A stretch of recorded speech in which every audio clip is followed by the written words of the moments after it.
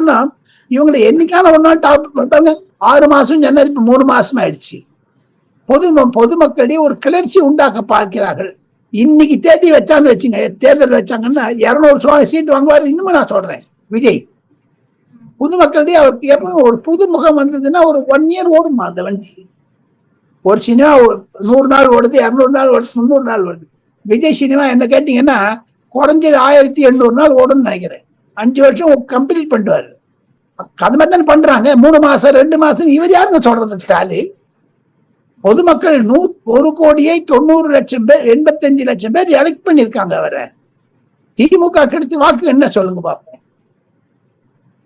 அதுதானே ஒரு டீட்டெயிலா பார்க்கணும். இதெல்லாம் இன்று விஜய் பேசியதிலிருந்து ஒன்று புரிகிறது. நாளைக்கு அவர் டெல்லிக்கு வர போறாரு.